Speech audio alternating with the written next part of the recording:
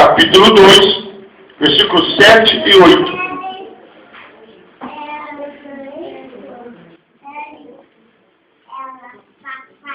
Filipenses, capítulo 2, os versículos 7 e 8.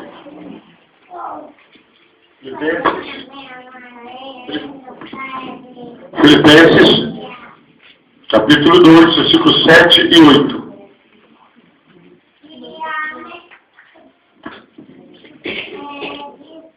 Filipenses 2, 7 e 8. Se a Josi leu 7, Poliana leu 8.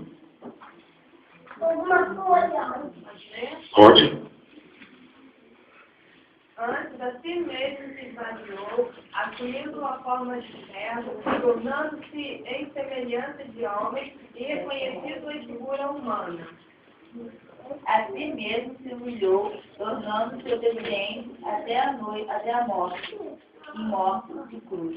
Então, queridos, quando começou, essa pergunta é boa, hein? Vamos ver quem está. Quando começou o estado de humilhação de Cristo? Olha a pergunta, lê de novo o texto, olha aí o texto, lê o texto é facílimo. Quando começou o estado de humilhação de Cristo? Quando ele entrou em posição rebaixada do que ele estava antes. Acharam aí? Pouquinho antes. Quando ele se desprendeu da sua soberania para se fazer como homem.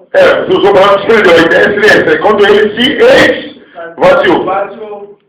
Foi algum momento antes da encarnação, ótimo, se ele desse como Deus, Maria não ia comportar a presença dele. Então, quando começou o estado de humilhação, quando ele se esvaziou de Deus. Mas daí há dois momentos. O que diz os versículos? Se esvaziou e assumiu forma humana. São duas coisas diferentes. Ele poderia ter se esvaziado e ficado, mas ele se esvaziou e tomou a forma humana. O que quer dizer isso? Que ele se esvaziou, deixou a glória de Deus, se esvaziou e ao mesmo tempo se submeteu à lei e às maldições que estavam sobre a raça humana. Então, o estado de humilhação de Cristo começou exatamente aí. Ele se esvaziou. Quando ele se esvaziou, ele tomou a forma humana. Foi quando ele passou a encarnar em Maria. Já começou, Josi? Você contou a mão? Ah, tá. Então, vamos lá, queridos. Então, há dois momentos que marcam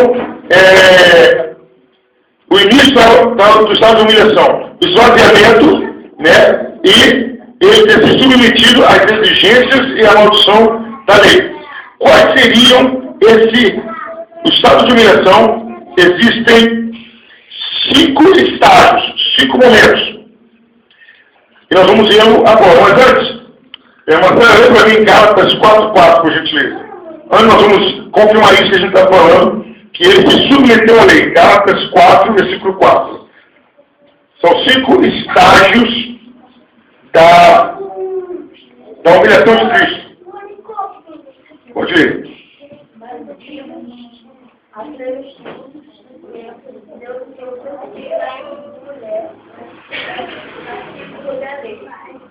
Então diz o quê?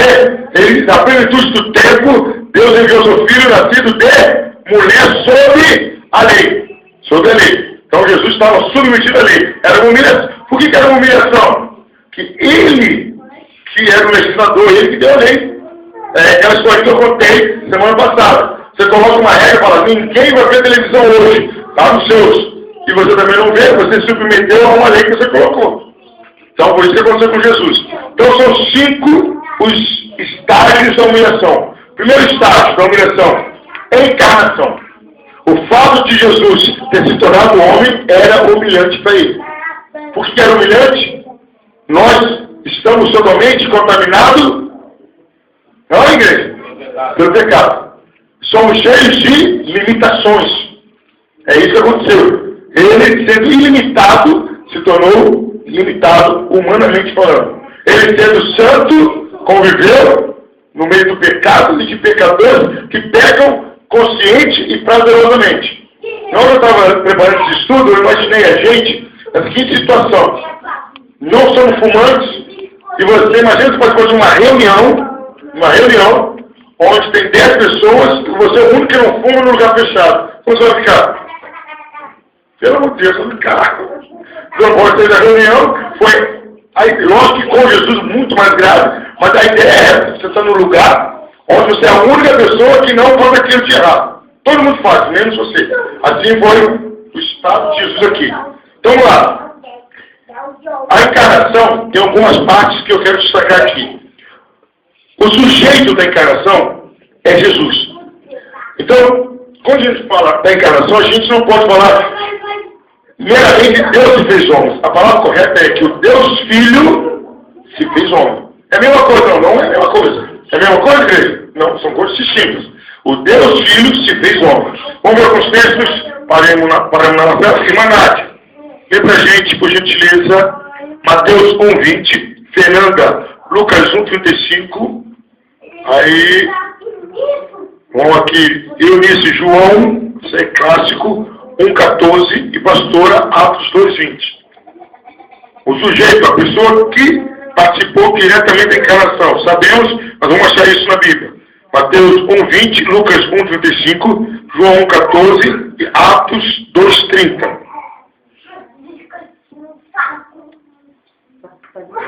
Pode ler. E projetado ele isto, eis, que em sonho lhe apareceu um anjo do Senhor, dizendo: José, filho de Davi, não tema, receba Maria, tua mulher, porque nela está gerado é o do Espírito Santo. Então está falando o quê? José, recebe, porque o que está em Maria é de Deus, vem de Deus, tá? Então era o Filho de Deus. Agora Lucas 1:35. E respondendo, o anjo disse: descerá sobre ti o Espírito Santo, e a virtude do Altíssimo te cobrirá com sua sombra, pelo que também o Santo que de ti há de nascer será chamado Filho de Deus. Então é Filho de Deus. O sujeito da encarnação foi Jesus Cristo. João 1:14. A palavra se tornou um ser humano e morou entre nós, cheia de amor e de verdade. E nós vimos a revelação da sua natureza divina, natureza que ele recebeu como Filho único do Pai. Eu quero até fazer um parênteses aqui. Você que é estudante da Bíblia, até que está começando, até sugerir Evangelista Vânia, Evangelista Elivelto, Príncipe do Papa, localiza qual é a versão da Bíblia de Eunice que ela ajuda muito. Tá? Ela fala a mesma coisa numa palavra mais popular. Ou localiza, eu nem sei qual que a atualizada, corrigida, tem palavras técnicas antigas. A Eunice é muito próxima, assim, do dia a dia nosso. Tá bom? Então, o verbo se fez carne, a palavra se fez carne, Jesus se fez carne. Agora, Atos 2:30. Sendo, foi profeta e sabendo que Deus lhe havia jurado, todos os seus descendentes se assentariam no seu trono. Jesus era descendente de Deus que iria se assentar no trono. Agora eu quero ouvir, vou perguntar, eu quero que você participe aleatoriamente. Na sua opinião, qual foi a grande necessidade? O que motivou a encarnação? Por que foi necessária a encarnação de Jesus? O que você acha, na sua opinião? olhou para a terra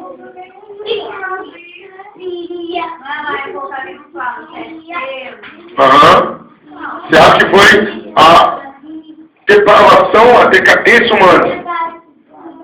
Não é, estou perguntando isso. Quem mais? Outra opinião? Plano da salvação. Plano da salvação. Quem mais? A necessidade da encarnação. Vamos, gente, mais alguém?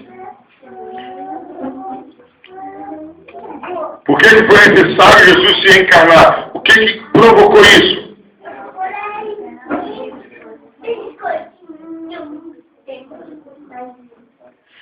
Não, ninguém se habilita mais.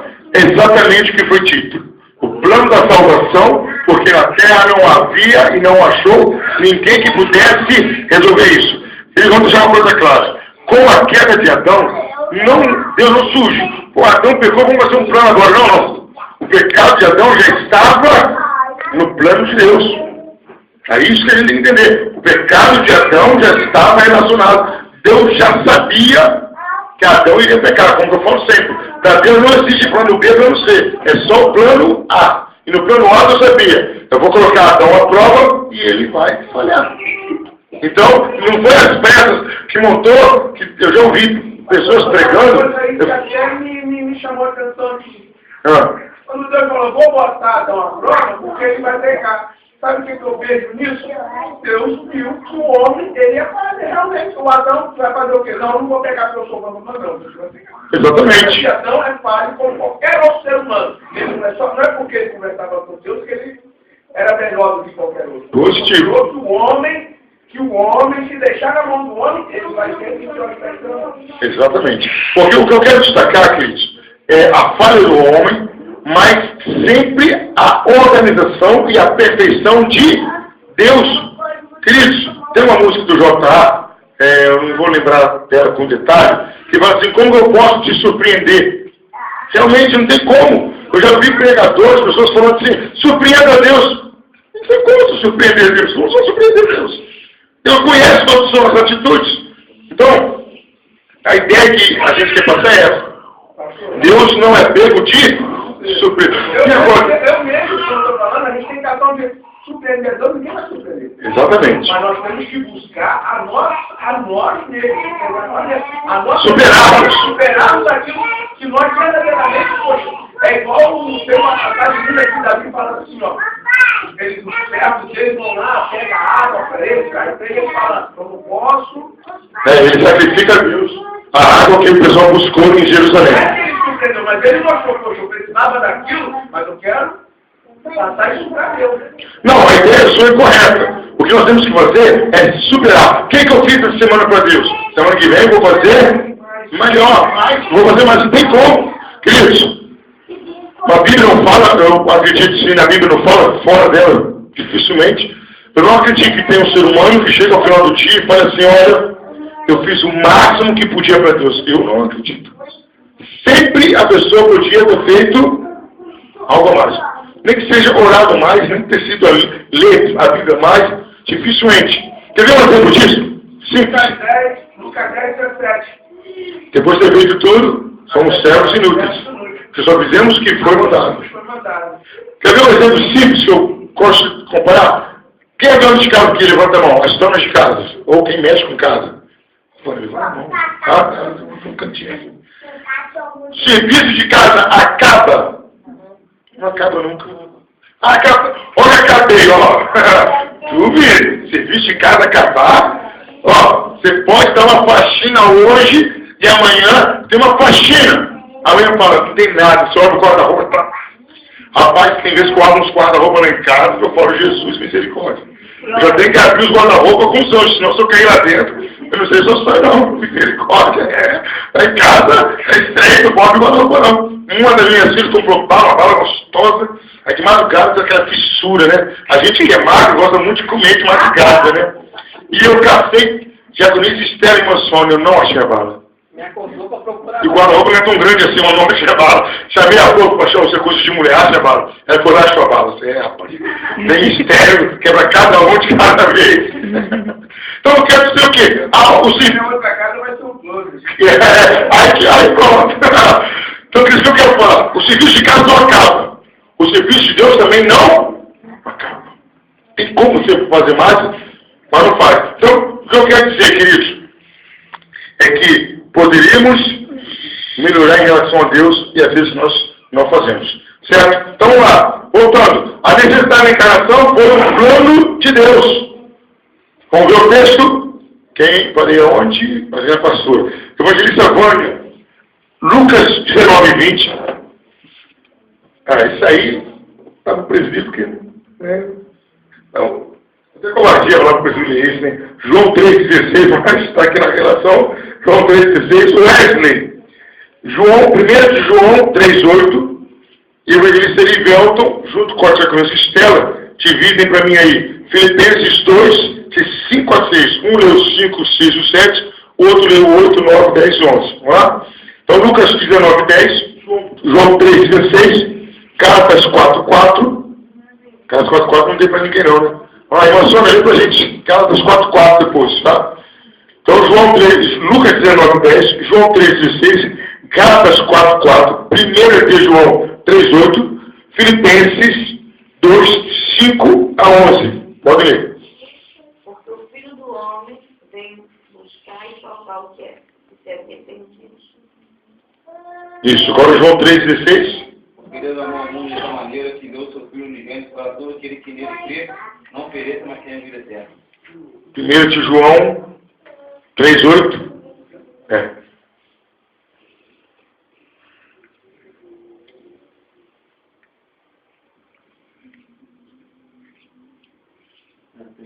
Primeiro João. Vai lendo aí, mas eles escolhem isso por cor. Sendo em vós o mesmo sentimento que houve também em Cristo Jesus, pois ele, subsistindo em forma de Deus, não julgou como usurpação, e o ser igual a Deus.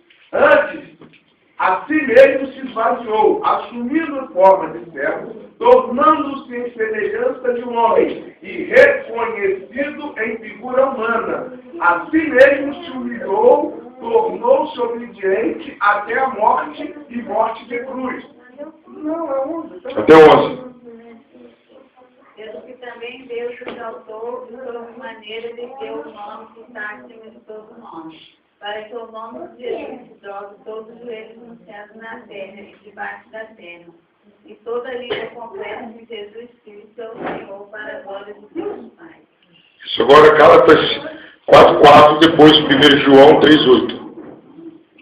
Mas sendo ele todo deserto, Deus enviou o seu filho nascendo de mulher, nascido sob a lei. Isso agora 1 João 3,8.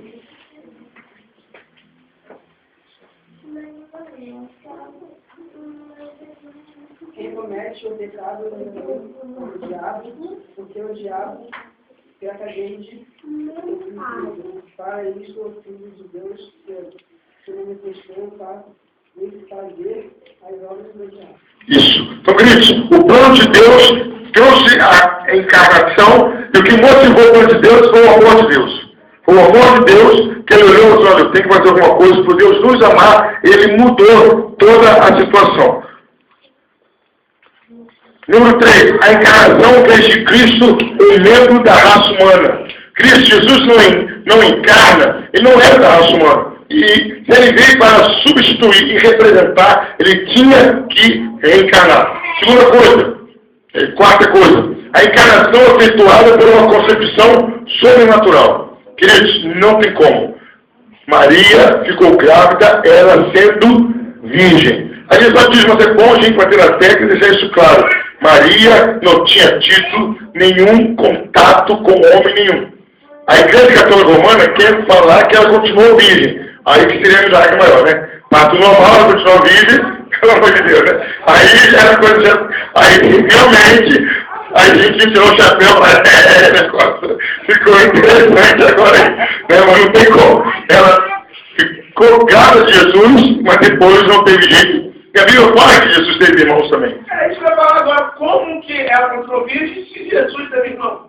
Não, porque no original, o grego não cita a palavra de irmãos. A palavra que o grego cita é uma palavra que pode equivaler a primo também. Entendeu? Então a Igreja Católica você fala disso. Não, aqui não está falando bem de irmão, pode ser primo. Mas eu não chamo primo meu de irmão. Primo é primo. Você acha que José ia ficar? Mas está devendo também a todos. Ó, José, não larga a mulher, mas ela não é sua nunca mais. Isso não é brincadeira, né? Aí o Espírito Santo já... O filho de Maria e o filho de José.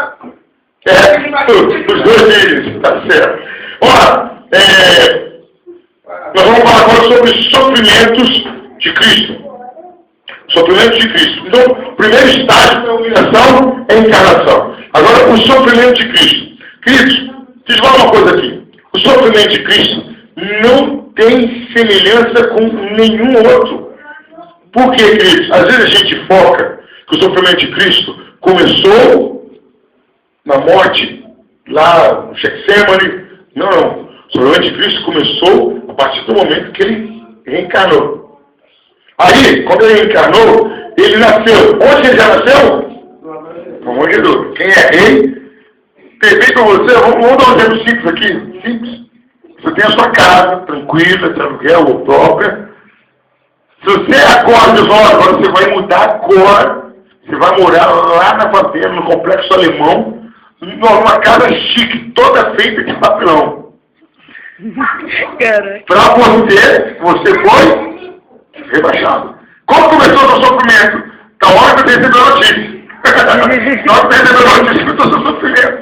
No Complexo Alemão, não. Aquela notificação no bate-vento, né? Bate os papelões. Você não pode dar um grito que o vizinho ouve. Eu quero passar a ideia foi isso. O sofrimento de Jesus começou quando ele nasceu.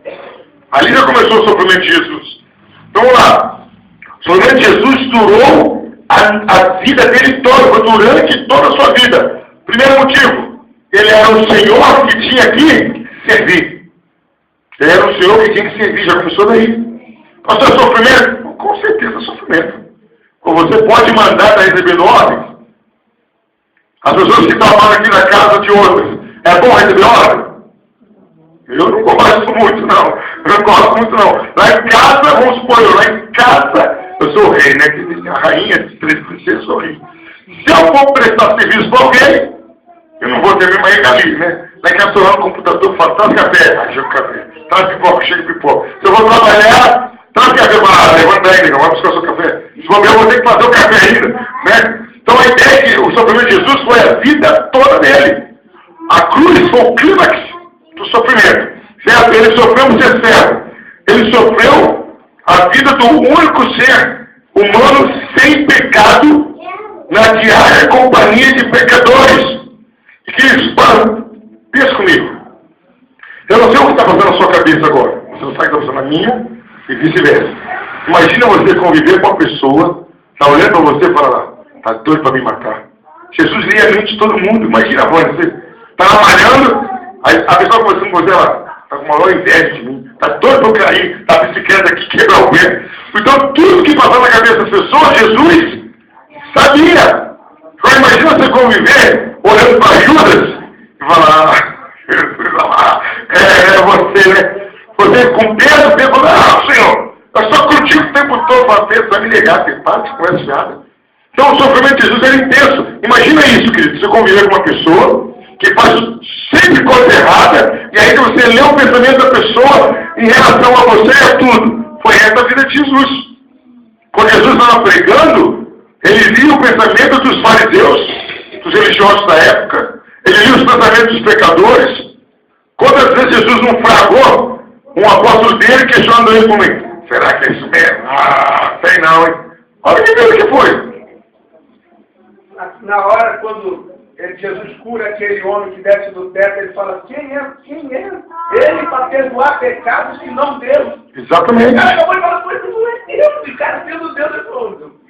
Na hora que ele chega para ressuscitar filho de Jairo, ele fala, olha, ela não morreu, eu estou todo mundo viu. Rapaz, se fosse eu te ressuscitar, eu posso matar uns 4 aqui pensando na cara de cebola. É isso que o sofrimento de Jesus consistiu a vida inteira dele. Ele era um santo no mundo amaldiçoado pelo pecado. O caminho da obediência de Jesus era o caminho do sofrimento. Quando Jesus falou, olha, eu vou morrer, Pedro falou, não fala isso do Senhor não. Então, o sofrimento de Jesus não foi só naquele momento da cruz ou no Getsemane, mas foi a vida toda. A vida toda. Todos os dias. Aí eu estava preparando isso tudo, eu pensei o seguinte, uma cena triste, mas vamos imaginar isso. 2 cenas. Você está convivendo numa casa onde todo mundo é deficiente visual, só você enxerga. Vai ser uma vida boa ou ruim para você? Tudo as pessoas vão depender de quem? De você. Tudo. Foi assim que Jesus viveu. Você é a única pessoa que anda, os demais são todos cadeirantes. É bom para você?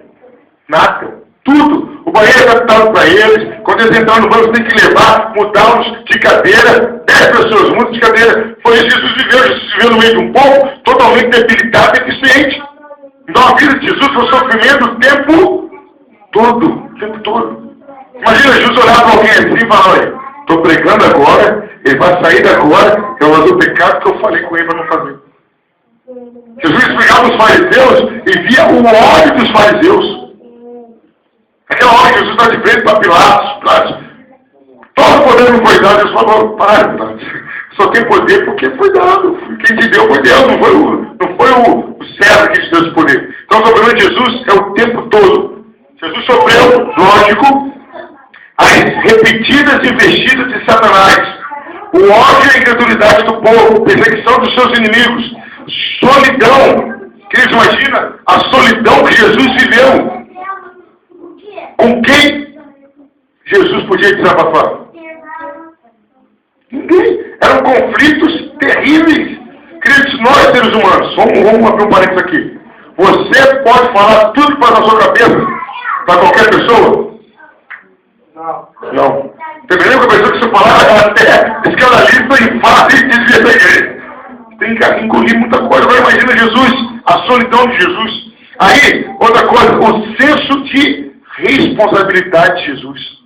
Jesus já sabia como ia ser a vida dele, e a morte dele, e quando ia acontecer isso.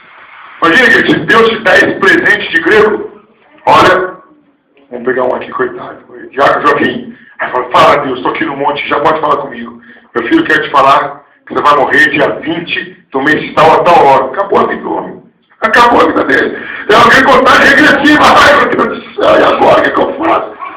Jesus já sabia o dia, a hora, como que ele ia morrer. À medida que foi passando o tempo, a angústia da morte foi aumentando. Era essa a vida de Jesus. Não tinha um sofrimento parecido com o dele. Pastor, Oi. Jesus ele era 100% Deus, 100% é homem. Positivo. Só que assim, ele como homem, ele via o Senhor Deus face a face? Via. Ele mesmo fala, ninguém vê o Pai senão o Filho. A intimidade com ele, com Deus, não mudou. Certo? Vamos lá, vamos ler na Bíblia, Isaías 53, 6 e 10. Um leu 6, outro leu 10 para mim, por gentileza. Já Joaquim, lê para mim Lucas 22, 28. Alguém vai procurando Isaías aí, tá? João 12, 27, pode ler de Agoniza Josi. Julião, Hebreus 4, 15. E Mateus, Hebreus 5, 7, 8. Os seus atalaias estão certos. Isaías 53, 6. 53.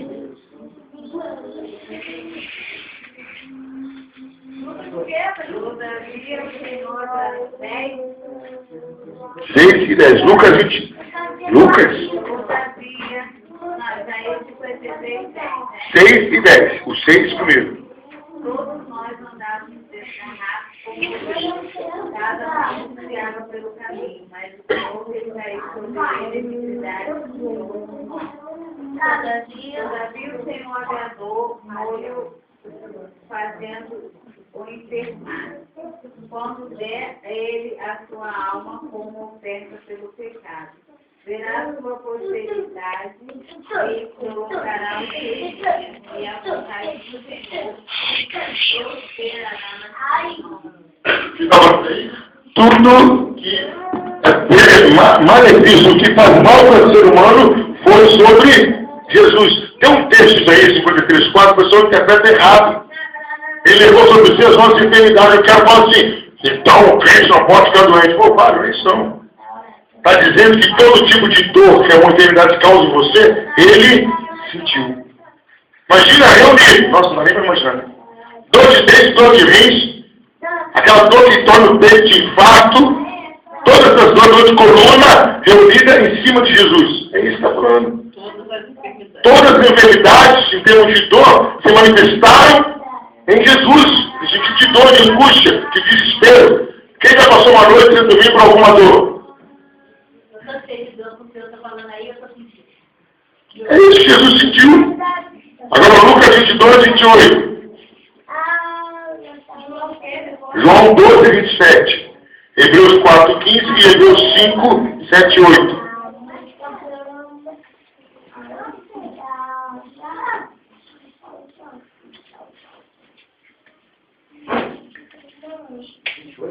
É, 22 e 28.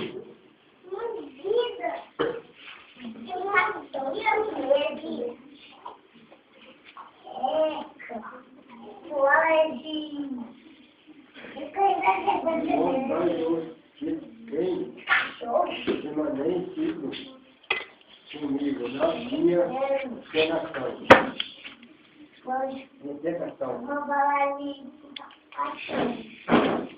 Olha João, já leu? Já. João 12:7. Agora está angustiada a minha alma. E que direi eu? Pai, salva-me desta hora, mais precisamente com esse propósito, vem para essa hora. Então Jesus fala, eu vou pedir para Deus me tirar esse sofrimento? Não, eu vim para essa hora. Eu vim para sofrer. Eu vim para esse momento. Hebreus 4:15. Porque não temos tanta autoridade que não possa compadecer das nossas fraquezas. Antes, foi ele tentado em todas as coisas, a nossa semelhança, mas sem pecado. Ele diz aí, claro, texto, antes ele foi tentado em todas as coisas que nós fomos tentados. Todas as coisas. Não tem uma coisa que você já passou, que já foi submetido, que ele não foi. Queridos, não sei se eu falei isso aqui, se já foi para repetir, vocês acham que nenhuma mulher se encantou por Jesus? Lógico. Com certeza, uma voz macia, um homem firme, um homem de busca, com autoridade, onde ele ia uma multidão atrás, com certeza. Ele foi tentado em todas as formas para que pudesse nos dar exemplo que nós podemos viver também. Se o próprio Satanás, quando ele fez os 40 dias de jejum, usou a fraqueza dele naquilo que ele estava precisando naquela hora, imagina um homem que nunca teve contato com Ele, como homem, tinha toda assim, não caiu, né, mas ele tinha os desejos de homem. Todos eles, ele dominou todos eles. Dominou, exatamente. Mas ele tinha. É isso que nós estamos falando. Jesus é veio com mas homem para mostrar que ele pôde superar tudo aquilo e nele nós podemos também. Exatamente. Por isso, quando uma pessoa está enferma, aí tu fala assim, Jesus tem carne ou tem espírito? Ele tem espírito por quê? Para mostrar para mim, para você, que Jesus veio em espírito, então ele não passava, que eu não conseguiria vencer ele como Jesus venceu. Exatamente, exatamente. Então, é isso que tem que entender. O milagre de Jesus foi completo. Então, o estado da humilhação, primeiro, o estado da humilhação é a encarnação. Segundo, sofrimentos. Agora, morte do Salvador. Queridos, a morte de Jesus, nós temos que entender de um lado simples. A morte, não é mera consequência do pecado. Para Jesus, não. A morte para Jesus era uma punição do pecado, diferente. Igual a gente. Naturalmente, a gente vai morrer. O caso de Jesus, ele não poderia morrer apedrejado. Ele não poderia morrer de um acidente. Ele não poderia morrer de uma causa natural. Ele tinha que morrer de uma forma injusta para que se cumprisse a justiça. Um inocente morreu. Tinha que ser assim. Se Jesus tivesse cometido algum delito, a morte dele seria em vão, porque ele morreu merecendo morrer. Não, Jesus tinha que morrer de uma forma que mostrasse que houve uma injustiça. O inocente morreu, certo? Deus impôs judicialmente a sentença de morte ao pecador. Vamos dizer uma coisa, queridos. Lá em Romanos, quem sabe de qual pode falar? Romanos 6:23. Por quê? O salário do pecado é a morte. Vou deixar uma coisa assim. Não é uma coisa natural que aconteceu, não. A morte veio como castigo. Não tinha morte no plano para a vida do homem. Não era a morte do homem. Era vida e vida eterna. Então, a morte, que hoje a gente fala que é natural, mas ela não pode perder o significado de castigo. É igual o pai que bate e põe o filho de castigo sem explicar para o filho. Foi a menor diferença. Então, eu não sei. Uma vez eu estava com um psicólogo, o psicólogo disse, olha, quando colocar o seu filho de castigo, chama e explica 2 vezes. Você vai perguntar para ele se ele sabe o que está acontecendo, ele vai falar que não. Mas é verdade, na hora ele não tem noção do que ele fez errado. Aí eu fiz um teste com uma das minhas filhas. Coloquei de castigo, ela fez uma coisa que nervoso. Está de castigo. Eu deixei dar uns 3, 4 minutinhos. Será que está de castigo? Não. Aí eu expliquei, ele falou, está de castigo por isso, tá bom? Tá. Deixa eu passar mais 10 minutos e voltei lá. Mas está de castigo? Não. Aí o pessoal falou, ó, castigo eficiente não pode passar de 30 minutos. Não surge mais efeito. Você tem que explicar para ele, ó, está de castigo por isso. Vai bater? né, que a lei do Brasil não quer que bata, não vai nessa onda não. A lei nossa é a Bíblia. Chega e explica, ó, você vai apanhar por isso. Então, o que eu quero enfatizar é isso. A morte, na sua concepção, na minha concepção, e principalmente na concepção da Bíblia, está ensinando o quê? Que a morte é castigo judiciário. Se não fosse pela morte, se não fosse pelo pecado, não teria morte. Vamos ver alguns textos. Deuteronômio 23, lê pra gente, Fernanda. E alguém voluntário lê para mim em Gálatas 3:13. Deuteronômio 21:23 e Gálatas 3:13.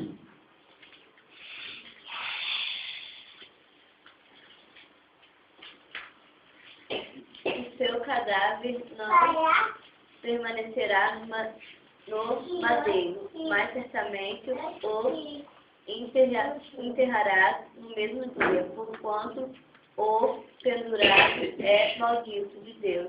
Assim não contaminarás a tua terra, que o Senhor, seu Deus, te dá em herança. Que isso aí? O pendurado é maldito de Deus. Toda pessoa que fosse pendurada no madeiro era maldito de Deus. Então Jesus se tornou maldito de Deus para que fôssemos abençoados. Gálatas 3:13. Cristo nos resgatou da maldição da lei, fazendo-se ele próprio uma maldição em nosso lugar. Porque está escrito, maldito todo aquele que for pendurado no madeiro. Então Cristo se fez maldição. Então, os estados de humilhação: primeiro, encarnação; segundo, sofrimento; terceiro, morte; quarto estado da humilhação, sepultamento. Sepultamento, pastor? Lógico. Quer ver? Eclesiastes 12:7. Quem sabe de qual pode falar? Jesus, mano. Eclesiastes 12:7. Não sabe ainda, queridos. Vamos lá, então. Vamos procurar aí. Eclesiastes 12:7. Os adolescentes tinham que saber. Claro, pode falar de coisa. Estudou domingo. Retrasado, não foi domingo. Gente, é uma frase praticamente. Quando vocês viram, é mesmo. Eclesiastes 12:7. E o pó volte à terra, como o era, e o Espírito volte a Deus, o que o deu. Que o pó volte à terra como era, e o Espírito volte a Deus que o deu. Porque a humilhação, voltar para o pó, se tornou sinônimo de castigo. Adão, você vai voltar para o pó. Não era privilégio Adão voltar para o pó, era castigo de Deus. Então o sepultamento foi um dos estágios de humilhação de Cristo. E a Bíblia fala abertamente sobre o sepultamento como castigo. Primeiro ponto, voltar o homem ao pó, do qual foram tomados, é descrito na Escritura como parte de punição do pecado. Aí, queridos, vamos só abrir um parênteses aqui. Essa história do homem veio do macaco se mostra mais ainda furado. O homem veio do pó da terra. Gênesis 3:19. Irmã Sônia, lê pra gente. Gênesis 3:19. Segundo, diversas declarações da Escritura implicam que a permanência do Salvador na sepultura foi uma humilhação. Olha, Estela, Salmo 16:10. Diácono, presbítero Pablo, Atos 2:27 e 21 e 31. Atos 2, 27 e 31. E Atos 13:34, pastor, lê pra gente. Terceiro, ser sepultado é ir para baixo. E, portanto, uma humilhação. O sepultamento dos cadáveres foi ordenado por Deus para simbolizar a humilhação do pecado. Romanos 6:1-6. Tiago Luiz Ajoso leu 1, Juliana leu 2, Marcelo leu 3, Tiago Luiz Nádia leu 4, Fernando leu 5 e Eunice e a Esther leu 6. Romanos 6:1-6. Pode ler. 16:10. Não deixará a minha alma no inferno, nem permitirá que o seu santo seja corrupção. Isso. Mais não, foi. É isso aí. Então vamos ver. A alma não ia ter corrupção, mas o corpo ia ser sepultado. Agora Atos 2, 27 e 31.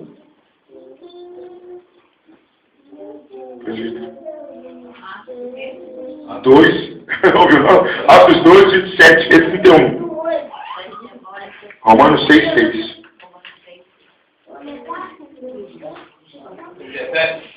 27 e 31. Pois não deixarás a minha alma no Hades, nem permitirás que os teus santos vejam corrupção. Agora 21. Nesta previsão disse da ressurreição de Cristo, que a sua alma não foi deixada no Hades, nem a sua carne viu a corrupção. Então, eu estou falando que esse sepultamento, a ideia de sepultamento é de humilhação. Sepultamento é humilhação, não é honra não, é humilhação. Atos 13, 34 e 35, pastor. E que Deus o ressuscitou dentre os mortos, para que jamais voltasse à corrupção. Dessa maneira o disse: e cumprirei a vosso favor as santas e fiéis promessas feitas a Davi. Por isso também diz em outro salmo: não permitirás que teu santo veja a corrupção. Isso. Estão falando que o sepultamento é humilhação. Agora, Gênesis 3, 19.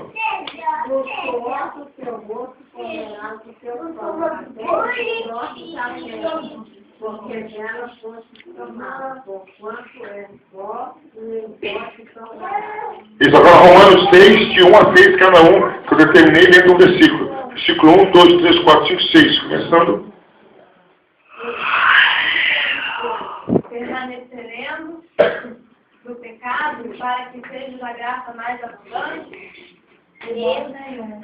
Como viveremos ainda no pecado, nós, porque para ele morreremos. Vamos saber que todos somos baixados em Jesus Cristo, vamos baixados na morte da sua morte. 4.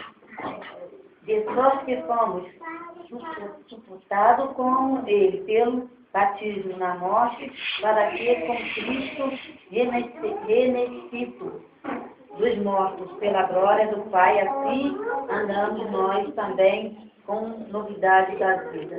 Porque se fomos plantados juntamente com ele, na semelhança da sua morte, também seremos a sua ressurreição.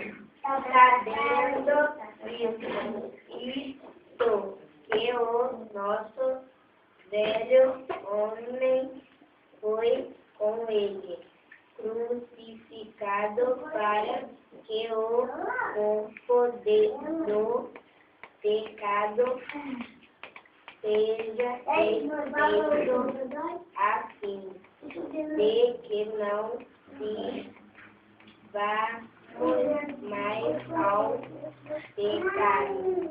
Então, o sepultamento quer dizer o quê? Eliminação do pecado. O sepultamento para Jesus era castigo. Tem um assunto aqui que eu quero fazer diferente. Nós vamos colocar vocês para trabalhar como estamos fazendo com os adolescentes. Os adolescentes vão separar em duplas e vão estar estudando. Eu quero separar aqui. Tem uma afirmação no credo apostólico, que nós vamos estudar esse credo e depois nós vamos começar a utilizá-lo nos nossos cultos.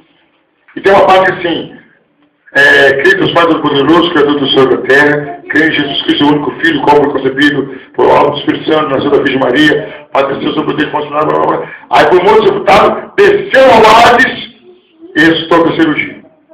Eu vou dar aqui algumas referências bíblicas. Eu vou separar a igreja em grupos, que você vai estudar até quarta-feira que vem. E esse grupo vai vir aqui e vai apresentar a base ou justificar se essa passagem que eu dei para você serve de base para falar que Jesus foi ao inferno ou não serve de base. Consegui explicar? Eu vou dar uma referência bíblica para vocês, vou separar vocês em grupo. Aí vocês vão ter que se reunir, ler o texto, entra na internet, pesquisa, procura a opinião de outros, e você vai chegar aqui na frente e vai ter que dizer: olha, na minha opinião, Jesus desceu ao inferno, por isso, senão, na minha opinião, não desceu. Então vamos lá, vamos fazer uns grupos assim, para pegar fogo. Vamos lá, anota aí. Primeiro grupo: Evangelista Vânia, Diaconisa Estela, Diaconisa Josi e Irmã Sônia. O texto de vocês é Efésios 4 e 9. Efésios 4 e 9. Vocês ainda podem procurar João 3,16 e Salmo 139, 15. Vamos lá. Efésios 4, 9. João 3:13 e Salmos 139:15. Vocês vão se reunir, estudar João 3:13 e Salmos 139:15. Vocês vão sentar, estudar e chegar a uma conclusão, na opinião de vocês. Anota aí, presbítero Pablo, pode anotar isso também. Presbítero Pablo, lógico, o irmão dele, Gêmeos, Erivelton.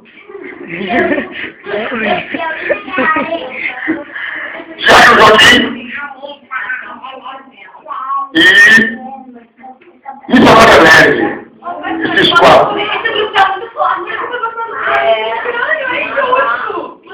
Tá muito forte.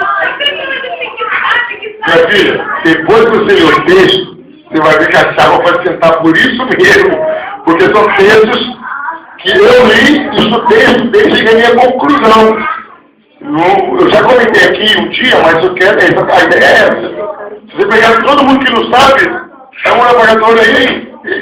E aí. Certo? Amém, pode cortar já. Pode cortar.